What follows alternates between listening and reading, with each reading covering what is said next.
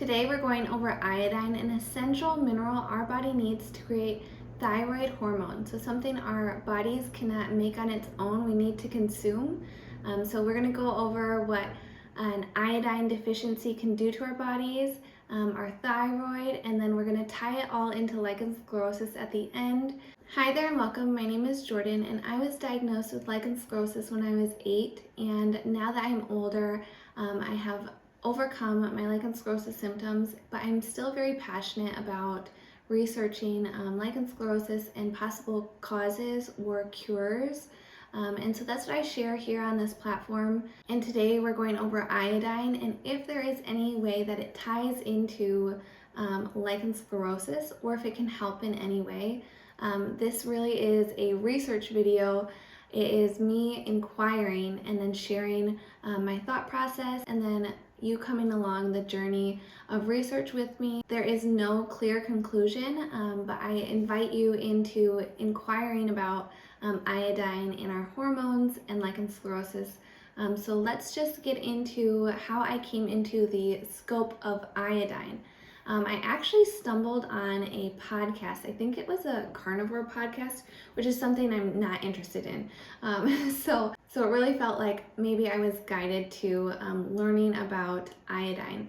So the doctor in this podcast, she kept stressing how much of the population is deficient in iodine, and the misconception that since it's been added to our salt, there is no longer an iodine issue in the United States. And throughout this podcast, she's explaining how it can affect fertility, your thyroid, like all these things. And then she recommended a book, The Iodine Crisis. And I don't know how it got into my Amazon cart. I must have been interested towards the end of the podcast. So I ended up purchasing the Iodine Crisis book. And here's the book right here. It's a very good read and very informative. I really liked this book. It's not something I would typically pick myself, but something led me to this book. And after reading it, I started to inquire, like, is there a link between lichen sclerosus and iodine? And I'll share what I found later on. And so the author, she by trade is a journalist, and she is sharing her story of how she was diagnosed with breast cancer, and she went all over the country, I think even all over the world, going to conferences, researching what doctors are saying about cancer, breast cancer in particular. And then at the end of one of these conventions, a doctor came up to her and said, "Have you looked into iodine?" And so that drove her to take a deep dive into what is this iodine, like what does it have to do with breast cancer. And she uncovered this whole world of patients saying that they are overcoming their breast cancer by using iodine, and that it was rooted in an iodine deficiency. And so applying iodine to the breast and taking it orally would get rid of the breast cancer. And let me just tell you, the information in that book will absolutely shock you. And a huge part of the population being iodine deficient has to do with bromine, and that blocks iodine absorption. And bromine is in all sorts of things. It's in our food, in our bread. So they used to put iodine in bread, but they replaced it with bromine, which is something that blocks iodine absorption. It is in stuffed animals, in our clothes, it's fire retardant, it's on our couches, our carpets. Just about everything we come in contact has bromine in it. And when we're coming in contact with that, it's being absorbed by our body. So anything that touches our body goes into our body, becomes a part of our composition. And so if we are holding bromine and that blocks iodine from being able to bond, it goes out of our system. So iodine can come in and then it goes right back out because there's nothing for it to bond to. And so there's a huge problem with bromine, and it's also bromine or bromide. It's said both ways. It's also in our pesticides, so most foods.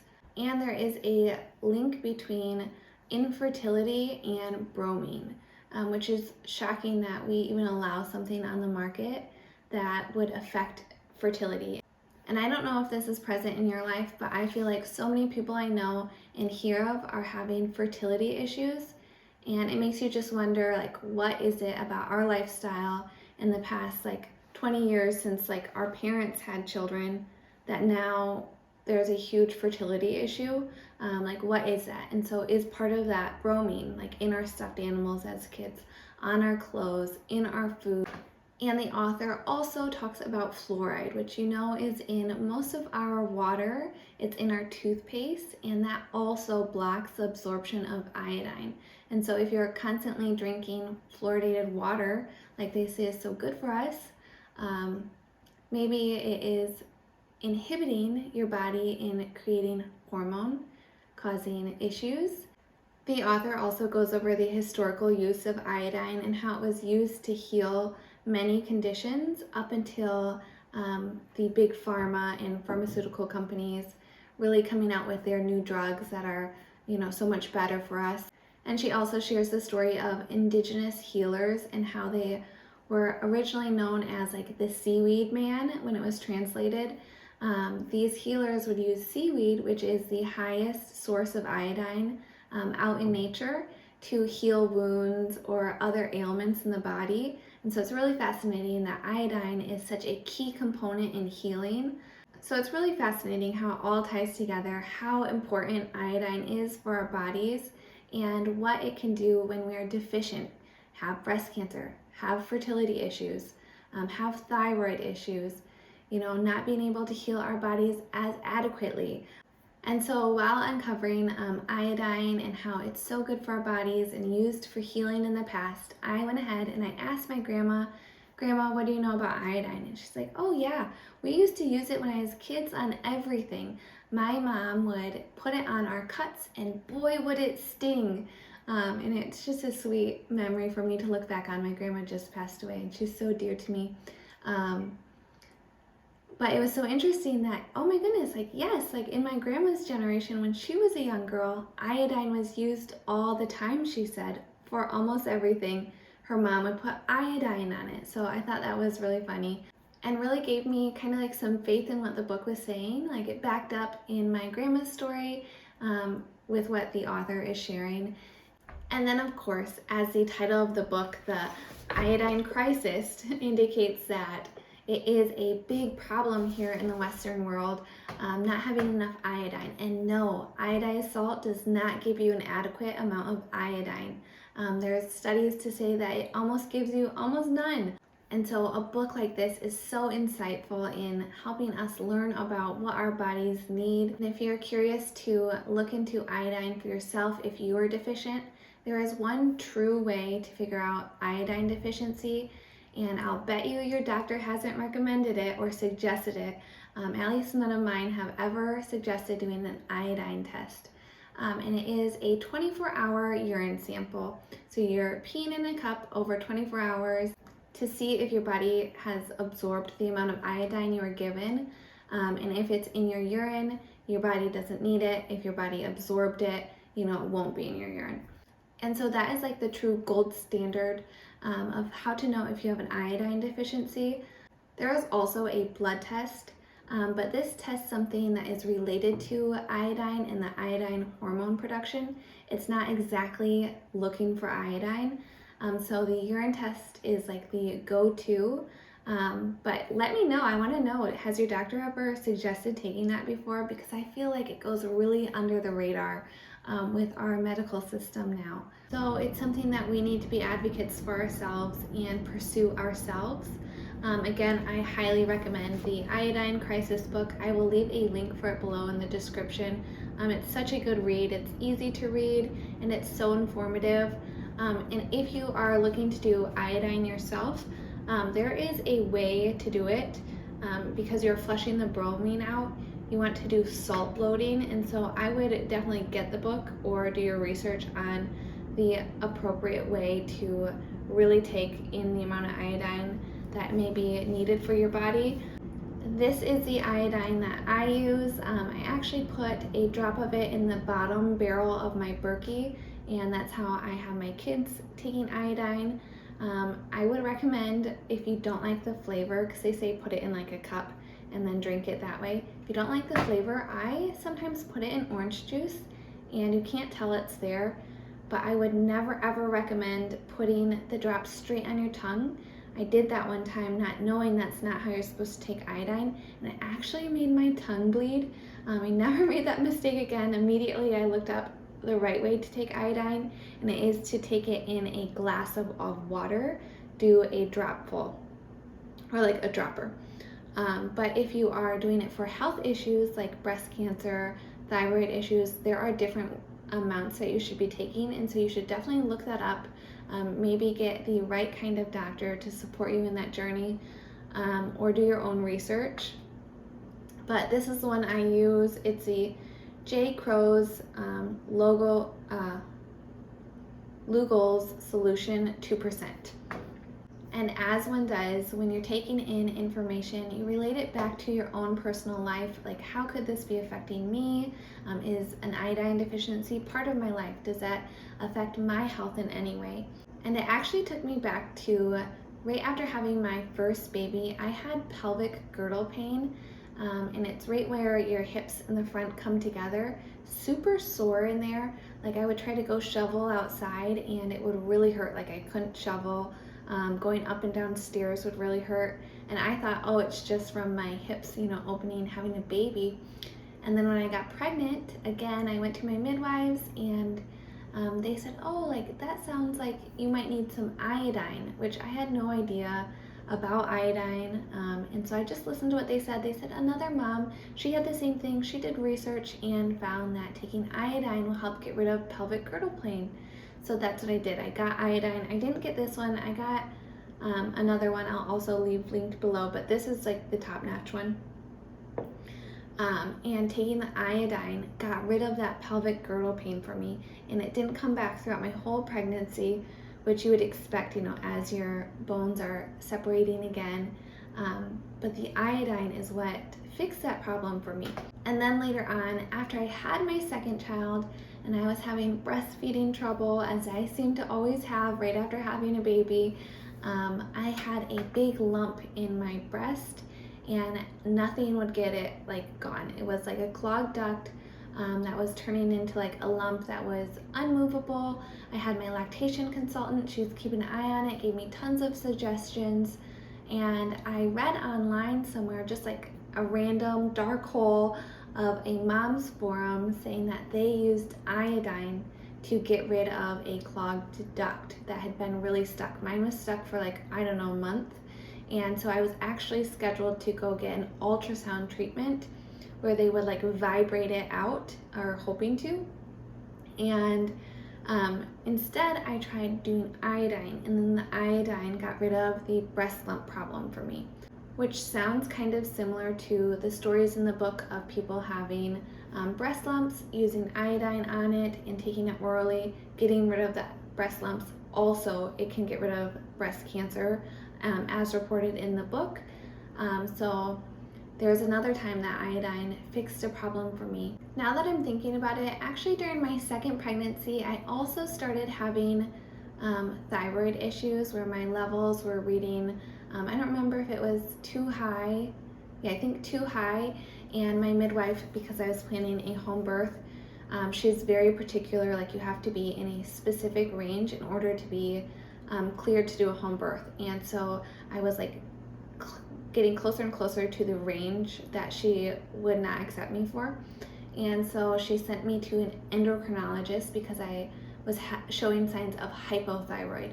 And the endocrinologist, of course, before I go to the doctor, I always like to do my research and figure out natural solutions that I can bring up to the doctor when I'm there. And so I went to the endocrinologist. I had done a ton of research on food and how food can affect your thyroid.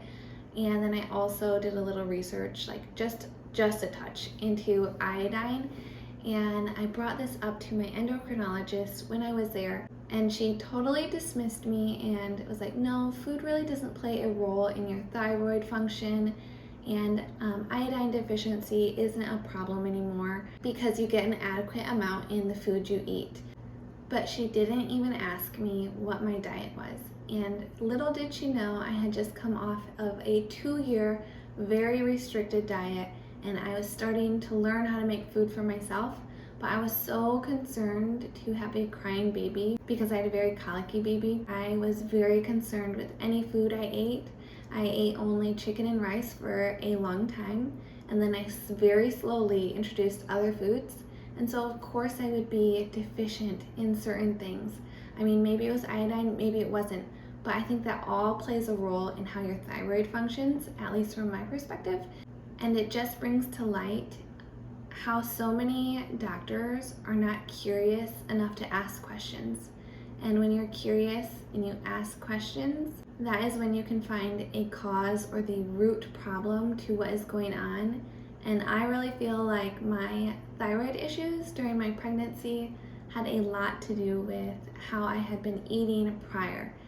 I'm actually glad we got into this story because it reminds me, like, how often is it that a provider isn't curious enough and they assume your lifestyle, they assume your circumstances, or they assume that if it were important, they would know about it. So it really ties back to you need to be your own advocate for your health. I'm so glad that that came up, something just to ponder on. But in the end, the endocrinologist said, I feel comfortable with your thyroid up until a certain range. They had just like upped the range that is more appropriate for pregnancy, I guess. And so she felt like, yep, you're still in the appropriate range. And so that is the third story on just the idea of iodine coming up in my life. As we were talking about hypothyroid, I want to bring up a little bit that I was learning before going to the endocrinologist about how thyroid is impacted by our iodine. And I'm going to use a quote from australiahealthdirect.gov, and it is, iodine deficiency is the most common cause of thyroid disease. I thought it doesn't affect us anymore, but how many have a thyroid issue? How many in menopause or after having babies are put on Synthroid or Levelac because there is a consistent theme in our Western world that many suffer from hypothyroidism, which is linked to an iodine deficiency. And as we know, iodine is the mineral our body needs to create thyroid hormones. And I also want to add in here, there is a link between lichen sclerosus patients also having a hypothyroid issue. And it may be because it is an autoimmune disorder, and Hashimoto's, which is a hypothyroid problem, is also considered an autoimmune disorder, or are they one and the same? Do they walk hand in hand with each other? Is there a common issue there? And so that is one thing to consider as we were talking about lichen sclerosus and a possible iodine deficiency. So reflecting on my 3 experiences where iodine came up in my, just like my health scope, I started to wonder, oh, am I deficient in iodine? And then I was curious, does iodine have anything to do with lichen sclerosus? And that very question took me to a post titled LS Cured, but it took work, and it's posted on patient info. And this particular story really stood out to me, and I've thought about this post for months, and I think there is a gem hidden inside this post, and it may be iodine.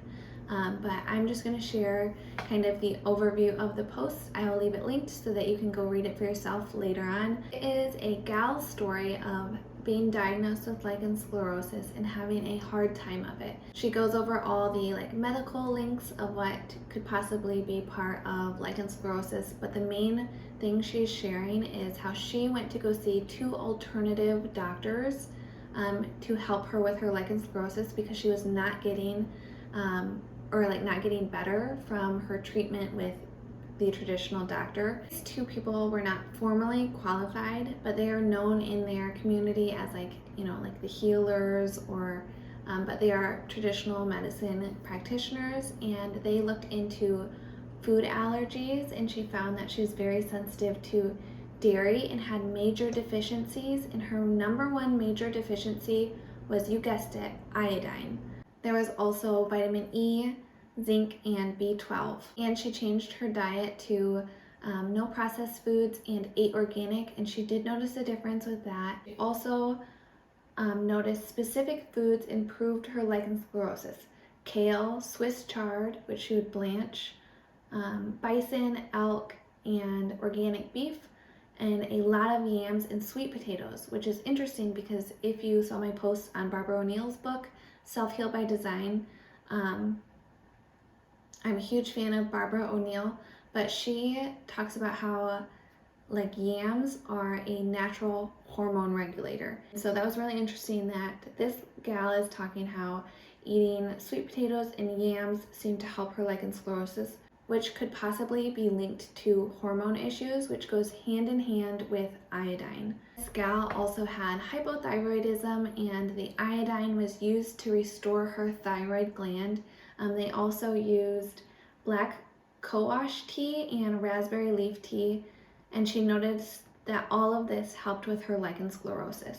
She also notes that the practitioners used a very strong herb for anti-fungal, antibacterial, and antiviral. And again, back to the Barbara O'Neill book, I made a video about talking about how everything comes down to being a fungus problem deep within the body. And so how fungus is really the cause to almost all health issues. And I theorize that lichen sclerosus is actually a fungal problem.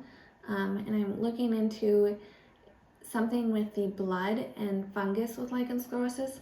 I'm not quite sure what my thoughts are yet, but it's so interesting that once they treated the iodine and they did the antifungal, changed the diet, this is when she gets relief.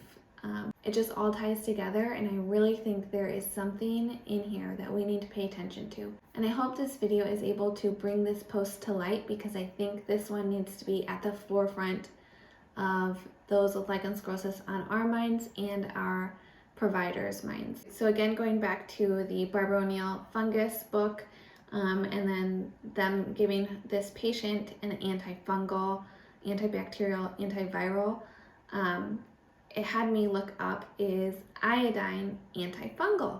And guess what? It sure is. Which makes me question, if you have an adequate iodine level, would fungus be able to plague the body? And honestly, that's something I don't know. But if iodine is antifungal, I would believe that if you have the right amount of iodine in your body, it would help your body fight off any fungus. And so it wouldn't stay and store in the body, which we know from Barbara O'Neill's book that fungus does store in the body. It goes dormant, and certain things will activate it. Hormone issues, food, lifestyle, like different things will bring that to the surface, which also goes hand in hand with what seems to trigger our lichen sclerosus flares, hormones, food, lifestyle. So it's really interesting when you look into all of this. But let's go to the information on iodine being antifungal. There's only a little bit of research on if iodine is antifungal, but let's go back to our ancestors and like my grandma, who told me, yes, they put iodine on everything. It stings, but it helps you heal your body. Is it because it's antifungal, antibacterial? But in the study, iodine induces toxicity against Candida albicans and Candida glabrata through oxidative stress, posted by the National Library of Medicine. It basically is saying that when iodine is introduced to Candida, like yeast, like when you have a yeast infection. So one of the Candida died in the study, and then the other one was having breakdown of the cell, so it was dying. So yes, antifungal. And I want to bring in here my video on Ayurveda and lichen sclerosus. And in that video, there's a chart of how anything that ends up in the reproductive issues actually starts in the blood. And so if there is a fungal blood infection, and then that affects the muscles and like so forth in the chart, the very last thing it affects is your reproductive tissues. And it has me wondering, is lichen sclerosus a very deep fungal issue that started as like a fungus in the blood. I don't know. This is just me inquiring and questioning, being curious, so that it will lead to, you know, more knowledge and looking into this. But that's something I have been thinking a lot about, is the blood and lichen sclerosus, fungus, lichen sclerosus, iodine, lichen sclerosus. And I think somehow they all tie together. So I wanted to throw that in there. And I also wanted to mention, in that gal's post that we were going over, in the comments, someone mentioned that they use Manuka honey for their lichen sclerosus and have had really great success. I don't know like where the perfect place to share that information is, so I thought I'd just add it here. But honey is something that you can use to help restore balance in the body and heal tissue. I think it is also antibacterial, antifungal. I'm gonna look that up before I post this, but and if it is, it will stay in the video. But that's something you might want to try out if you're having trouble with your lichen sclerosus. This lady said she had great success with it, restoring tissue and healing any ouchy spots. Which again brings me back to lichen sclerosus and fungus. And if it is like a fungus deep within the body, and we don't have the adequate amount of iodine to resist the fungus, and when it comes out of its dormant state, maybe iodine would be a solution towards overcoming lichen sclerosus. Almost like your body would have like an armor up to protect you and kill the fungus, because within your body would be something that is antifungal. But that's just my thought process. Again, I have no idea. This is me sharing so that we can talk about it and, you know, hopefully come to some really good solutions for many people. I think there are so many different paths you can take towards healing your body, and one person may do one thing that's really great and works for their body, because their body may be in a completely different state than what your body is in. Like you may have the Hashimoto's, the other issues, and the lichen sclerosus, and they may have just the lichen sclerosus. And so you're overcoming different things. And I think that as with our bodies being like one whole thing, these things stack on top of each other because there's a root issue. So is the root issue an iodine deficiency, or is that just a component of the root issue, having an iodine deficiency? And it makes me wonder, if someone were to apply iodine to the location of lichen sclerosus, would it help restore your body? Would it help restore the health in that tissue? Would it help that itching go away? Would it help like any abrasion or like cut that you have? Would it help heal that? Again, just like Grandma said, like boy did it sting. So maybe if I were to try it, I would try like mixing it with a carrier oil like coconut oil and applying it and letting it absorb into your body. I don't know, I've not tried it myself, but I wonder if it would be really helpful. So if anyone does try it, please share it in the comments so that others can know, like, yes, you should try it, or no, you shouldn't.